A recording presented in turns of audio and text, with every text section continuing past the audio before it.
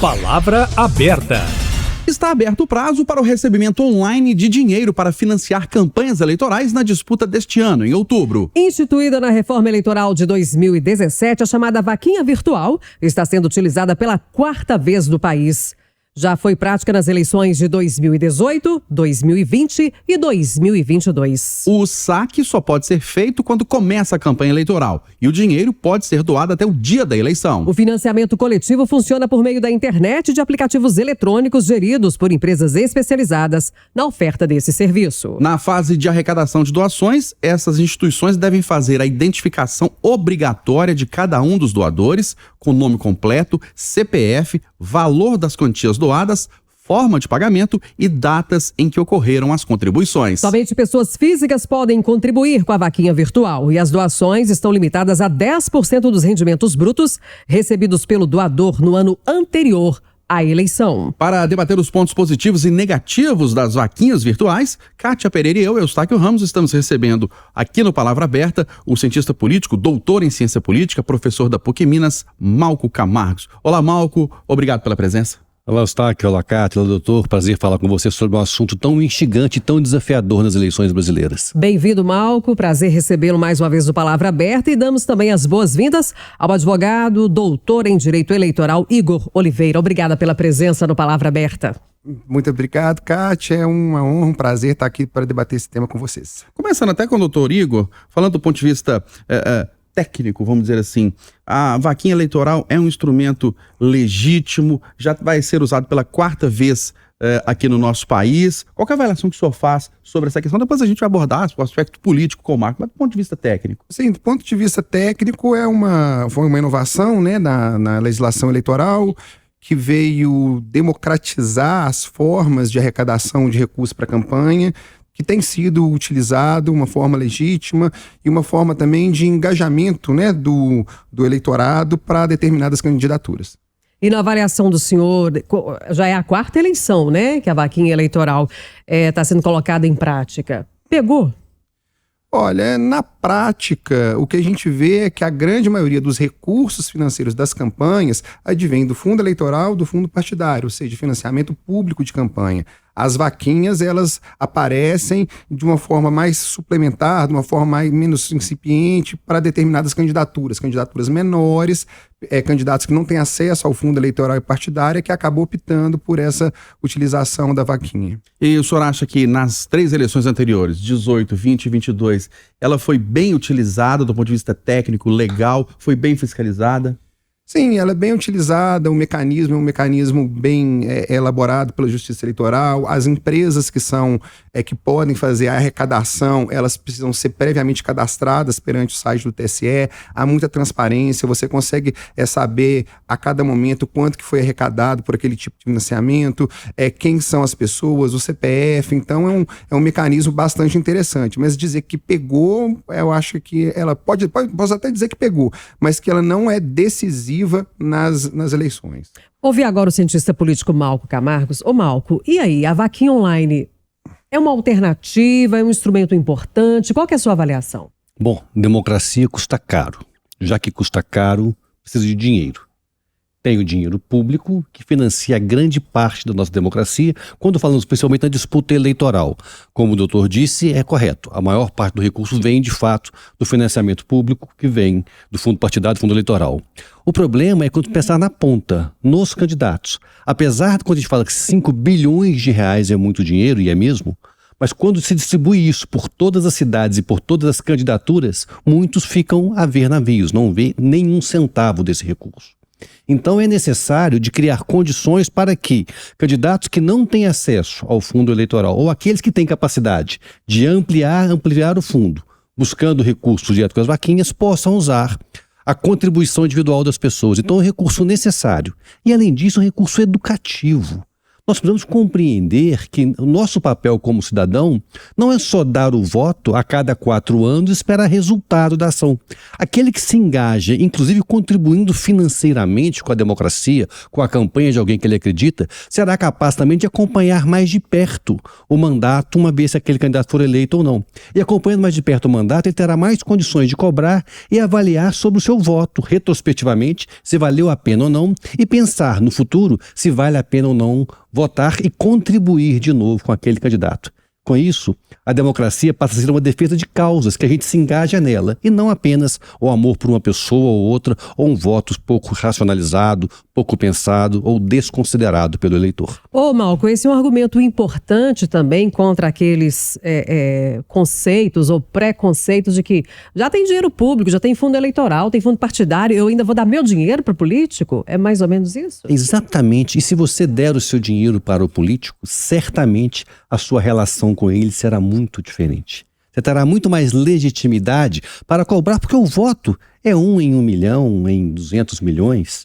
Agora, o seu dinheiro dado do seu salário para uma campanha de alguém te coloca num outro patamar da relação com a política. O compromisso é outro. Um cidadão mais Eleitor, envolvido, né? Ele vai contribuir mais do que o cidadão menos envolvido. E o que a gente mais quer na democracia é o envolvimento do cidadão. Não para discutir pautas ideológicas, mas para acompanhar o dia a dia da política. E nada melhor do que ter uma contribuição financeira também para responsabilizar ainda mais aquele cidadão que queira participar da vida pública. A gente vai aprofundar ainda mais, né, nessa questão política, mas ainda do ponto de vista técnico e legal, doutor Igor, não fica uma relação, apesar disso ser autorizado, da vaquinha virtual ser autorizado pela Justiça Eleitoral, tudo regulamentado, fiscalizado, né? É um instrumento legal. Mas não fica, na sua opinião do senhor, uma relação, eu vou usar a palavra promíscua aqui, mas eu acho que é um pouco exagerado, mas uma relação delicada, você aportando recursos para uma candidatura e aquela pessoa ganha, e depois tem que ter uma troca ali, sabe? Uma devolução, entre aspas, daquilo que você investiu. Não, eu não penso dessa forma. Eu acho que é um mecanismo legítimo, um mecanismo, igual o doutor falou anteriormente, de identificação do eleitor com determinado candidato, com determinada agremiação partidária que só enriquece a democracia. Eu não acho que isso seja uma relação promíscua. As doações de campanha sempre existiram. Antigamente podia doação de pessoa jurídica, depois passou a ser só doação de pessoa física. E a vaquinha eleitoral é tão somente uma antecipação do prazo para que sejam feitas essas doações. Se tivesse que aperfeiçoar algo nessa modalidade, qual que seria a sua visão, professor? Olha, eu acho que o mecanismo sob o prisma legal, sob o prisma técnico, ele é perfeito. O que precisa é de uma conscientização do eleitorado, da importância da participação no financiamento das candidaturas. Eu acho assim que o mecanismo criado é um mecanismo que o legislador ele foi bastante feliz, porque a gente tem que lembrar o seguinte: nós temos um prazo de campanha de 45 dias, que é um prazo muito limitado. Quando a gente já permite que as arrecadações sejam realizadas a partir do mês de maio, a gente tem um engajamento maior do eleitorado. As pessoas começam a falar de política mais cedo, começam a entender quem são os candidatos, quais são as doutrinas de direita, de esquerda, enfim. Há uma possibilidade maior do envolvimento da população nesse fato que é de grande importância, que são as eleições. Kátia, posso contribuir com um ponto sobre isso? Porque a vaquinha vem... não é se melhorar. O que precisa ser melhorado é a distribuição do fundo eleitoral, porque este sim é uma autonomia dos presidentes dos partidos e podem distribuir como quiser de acordo com os seus interesses. Exatamente. O que quer dizer que um candidato a prefeito numa cidade X ou a maior parte dos candidatos a vereadores em todos os municípios do Brasil não verão a cor deste dinheiro na sua campanha. Então a vaquinha vem para criar alternativa para aqueles que não participam da distribuição do grande bolo do dinheiro da política para se fazer competição, mas que precisam alavancar algum recurso para que seja um candidato competitivo na seara que ele está disputando. Então, a necessidade de aprimoramento não está na vaquinha. Ela já é um aprimoramento que vai ajudar a solucionar um problema da má distribuição do fundo eleitoral. Ô, Malco, Kátia, eu faço a mesma pergunta para você que eu fiz para o doutor Igor, agora do ponto de vista político.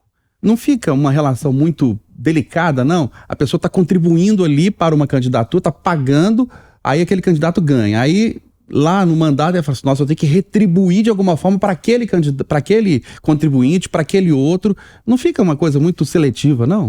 Eu queria que todo eleitor fosse assim, que contribuísse e cobrasse o retorno do político. Agora, cobrar o retorno não é cobrar por vantagens pessoais, por privilégios da administração pública. Cobrar por retorno é cobrar por políticas públicas. Então, por exemplo, eu, na minha área de professor, eu contribuí para alguém que vai defender a classe, a categoria dos professores, por que não? Eu ter um candidato que eu tenho uma obrigação, eu vínculo assim, eu não só votei em você, mas eu contribuí para a sua campanha, agora que você é eleito, você vai deixar abandonada a classe que votou em você, que nós contribuímos financeiramente? Então, esse envolvimento, esse engajamento na troca de políticas públicas é o melhor da democracia. O que acontecia antes, aí, por isso o financiamento público, eram empresas que financiavam o governo na busca de negócios com a administração pública. E negócios com a administração pública tem que ser banidos. Esse sim tem que ser por outros princípios, que não a contribuição anterior à campanha. Agora, a cobrança por políticas públicas, por pauta ideológica, por defesa de interesses que são coletivos, nada mais nobre na política do que isso. Doutor Igor, o senhor acompanha essa experiência em outros países, como nos Estados Unidos, por exemplo? Sim, né? A gente sabe que lá fora nos Estados Unidos isso é cultural, né? A identificação com os partidos políticos às vezes se sobrepõe até mesmo a identificação com determinados candidatos e o eleitor ali, ele é democrata a vida inteira, ele tem uma outra orientação grande parte da vida e acaba contribuindo nos partidos. Vamos lembrar também, nos Estados Unidos, as prévias, né? As prévias partidárias que vão passando, que tem de estado por estado, os pré-candidatos, aquilo ali já gera todo um envolvimento da população com a eleição que vai acontecer no ano seguinte. Eu acho isso bastante válido, acho isso bastante salutar, porque isso gera um maior engajamento, maior participação do eleitorado. E onde que está a falha, na sua opinião, pegando como gancho o que o Malco falou, doutor Igor, de não ser fiscalizado corretamente o destino do dinheiro do fundo eleitoral, do fundo partidário? O Malco destacou, né? Essa ou aquela candidatura tem mais recursos do que outra candidatura. Determinado candidato não recebe um centavo do dinheiro. A gente tem que lembrar que o fundo eleitoral partidário, ele foi criado pelos próprios beneficiários do fundo, né? São os próprios deputados que fizeram as alterações legislativas e a forma de distribuição do recurso. Então, o que a gente vê hoje é a existência de que cada partido é um feudo, cada feudo tem o seu senhor feudal. Então, os donos hoje nós somos donos dos partidos políticos. Eles é que realmente escolhem quem são os beneficiários. Conforme foi dito aqui anteriormente, determinadas candidaturas não recebem nada, determinadas candidaturas recebem 100% do limite de gastos, e isso pode parecer ser imoral, mas não é ilegal. Então, a legislação permite que um candidato receba 90% do recurso e outro não receba nada. Permite. Isso não vai ser corrigido nunca, Malco? Bom, aí nós estamos falando de uma mudança mais estrutural. Essa é uma das mudanças necessárias no nosso ordenamento político que gera muita instabilidade. Não há dúvidas, o que o Igor fala é muito importante. Os partidos hoje empoderam demais os seus presidentes. Então, a mobilização de recursos econômicos e estratégicos nas mãos do presidente do partido traz desigualdades para a democracia. E mais do que isso, beneficia os maiores partidos, que tendem a ficar cada vez maiores porque recebem mais fundo eleitoral. É como se fosse um campeonato de futebol no qual alguns times, como acontece nos campeonatos brasileiros, por exemplo, recebem muito dinheiro e outros muito menos. A disputa não se dá com todos, se dá por aqueles que recebem mais dinheiro. Não tem Na política acontece a mesma coisa.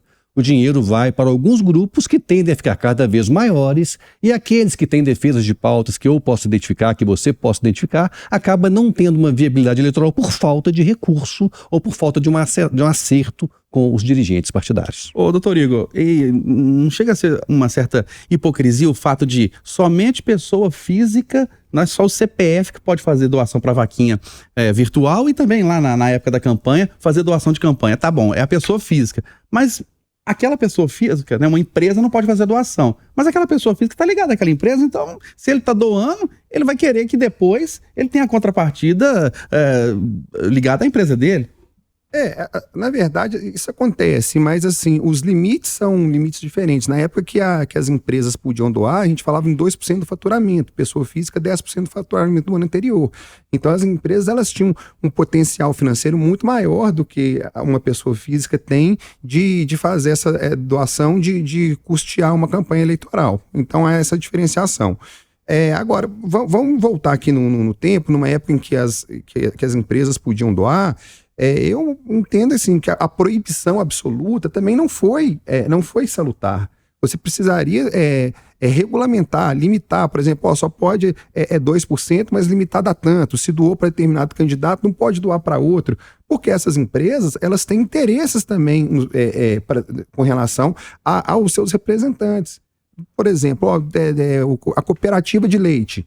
10 empresas que produzem leite, eles gostariam de financiar determinada candidatura para que pudesse, lá no Congresso, defender os seus interesses. É o que a gente vê fora do Brasil, o que a gente vê nos Estados Unidos. A gente vai, ele foi eleito pela indústria do cigarro, aquele lá foi eleito pela indústria automobilística, aquele lá foi eleito pela indústria da bala. Então, assim, eu acho assim, realmente uma hipocrisia achar que proibiu a empresa, esse pessoal não vai fazer nenhum tipo de financiamento. Se não houvesse corrupção depois, a prática de doação de empresa, de pessoa física, seria perfeita, né? De acordo com o que o senhor está falando. Esse segmento da sociedade quer financiar a candidatura deste político para que ele represente esse segmento lá no Congresso. E a gente tem que lembrar o seguinte, será que com a proibição da doação das empresas, essas empresas não estão doando e às vezes isso não está sendo contabilizado? Malco, foi uma incoerência proibir a doação por parte de empresas? É isso que o Igor fala, tá a grande chave, né? Porque às vezes a política continua sendo financiada por empresas, mas não mais com acesso agora a um banco de dados que qualquer um pode consultar depois se aquela empresa que financiou está tendo vantagens ou não na gestão de determinado político.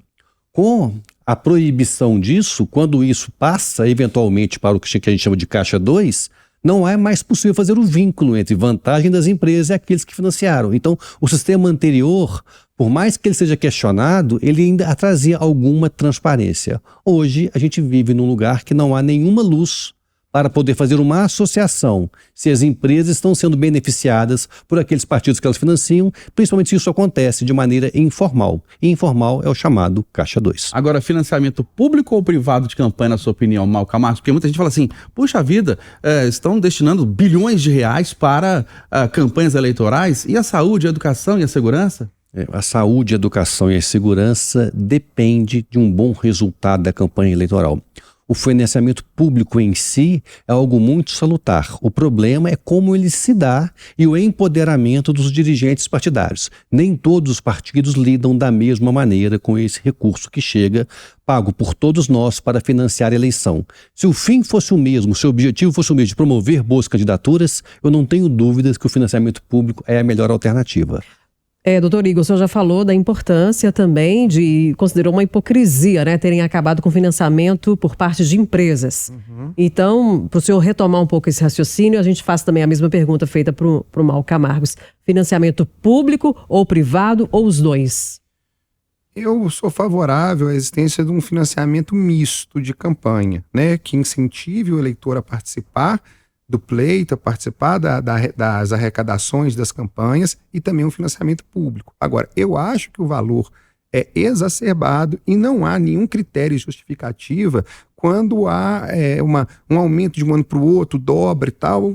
Vou imaginar o seguinte, uma cidade lá pequenininha ali no interior de Minas, que não recebe fundo eleitoral, fundo partidário, não tem eleição, é super disputado, todo mundo participa, todo mundo está perto. Então, eu acho que eu não consigo vislumbrar vantagem em um fundo passar de 2 bilhões para 4 bilhões, de 3 para 5. É isso aí que eu não concordo. Eu acho que deve existir, mas com moderação. Isso eu acho também que foi uma incoerência, sem necessidade, por exemplo, ou não, a proibição de showmício, distribuição de bottom, de camiseta, que isso era prática nas eleições do passado e depois isso foi proibido. Essas proibições, elas visam preservar a vontade do eleitor. Ou seja, que a vontade do eleitor não seja influenciada por outras coisas, senão as propostas. Então, por isso, proibir a distribuição de brindes, a realização de showmícios. Então, nesse aspecto, eu achei que foi salutar essas proibições. Precisava proibir, Malco? Sem dúvida, política pela política e não pela vantagem individual a cada um dos que você está buscando o voto. Nós estamos encerrando Palavra Aberta deste sábado. Recebemos aqui o cientista político, doutor em ciência política, professor da PUC Minas, Malco Camargos. Obrigada pela presença, Malco. Até a próxima. Até a próxima. Recebemos também o advogado, doutor em Direito Eleitoral, Igor Oliveira. Doutor Igor, obrigado pela presença, um grande abraço. Eu que agradeço. Boa tarde a todos. E você pode acompanhar as edições do Palavra Aberta também pelos nossos canais digitais, entre eles o YouTube. Lembrando que o Palavra Aberta vai ao ar todo sábado, a partir das 8h25, no Jornal da Itatiaia.